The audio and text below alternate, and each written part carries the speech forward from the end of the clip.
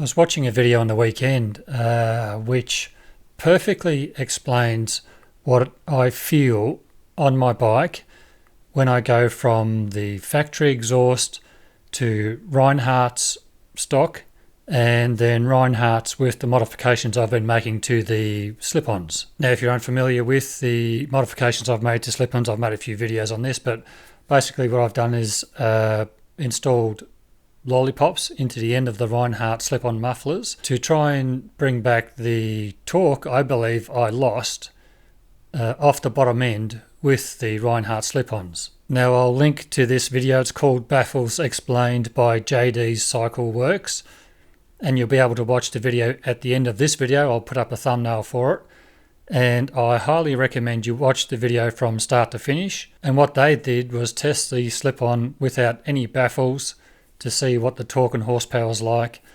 then install a more restrictive baffle, if you like, check that for torque and horsepower, and then install their quietest baffle, which has the most restrictions, and just see where the torque and horsepower fall with that setup. Now, for me personally, I've found that the stock Indian Chief muffler gave me the most torque, or feels like I have the most torque off the bottom, but when it gets to highway speeds, I find that the stock Indian Chief mufflers are a bit too restrictive. Me personally, I found that when I had the stock mufflers on at 100 kilometres an hour or 60 miles an hour, the bike felt like it was labouring in sixth gear. The engine didn't feel like it liked it.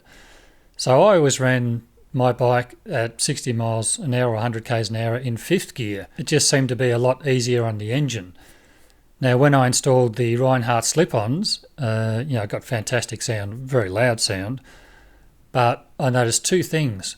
One, I lost that bottom end punch, bottom end torque, but I did gain a much more freer flowing system and an engine that was much happier to run at 100 kilometres an hour or 60 miles an hour in sixth gear.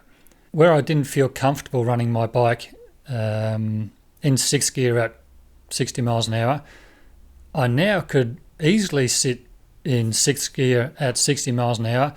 Not only that, I could also sit at 80 k's or 50 miles an hour in sixth gear and still pull away cleanly with the Reinhardt slip-ons installed. I did some research and came across a few articles suggesting that lollipops might work to restore some of that lost torque and also to remove some of the decel popping. It was very loud off my Reinhardts when they were new. And so I made my own lollipops, and I've made a video on that, on what I did, and installed them into the Reinhardt slip-ons, and lo and behold, I did restore a lot of that bottom end torque, and interestingly enough, I retained a lot of the free-flowing feel of the Reinhardt slip-ons at highway speeds. I thought I'd lose a lot of that when I put the lollipops in, but I didn't, which was quite interesting.